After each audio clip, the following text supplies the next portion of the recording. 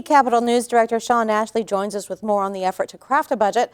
Another news at the Capitol. Sean, thank you for being with us. You're quite welcome. Well, the governor was critical of the legislature this week, but legislative leaders seem convinced that they'll have a budget by deadline. How is that looking for you? Well, it depends really on who you talk to. We have heard, for example, from Senate President Pro Tem Mike Schultz that the gross production tax is likely not to move.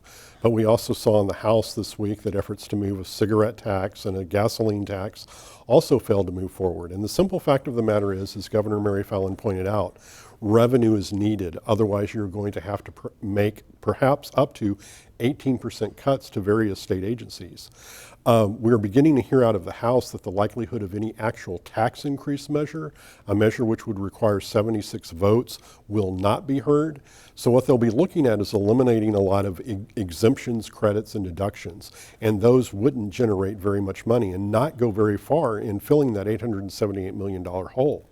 Well, I understand some revenue measures did pass out of the Senate this week, though. That's right. These measures had passed the House and then went over to the Senate.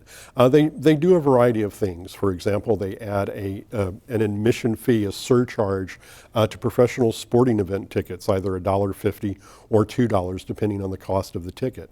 They also make some changes to our individual income tax system, freezing the standard deduction so it no longer follows the federal increases, which will leave some money in Oklahoma that would be taxed. And some small changes like that.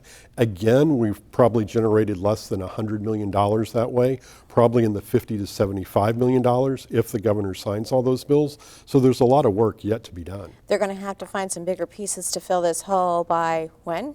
May 19th is when revenue raising measures have to be considered, and then they have until May 26th to finally adjourn the legislative session. Okay, and what can we look forward to next week? We'll see more talk about revenue, how we're going to generate that money. And then one thing they really haven't talked about is how they're going to spend it. What are their priorities for the upcoming budget year? And that's the other part of that equation. All right. Sean Ashley with eCapitol, thank you so much. You're very welcome.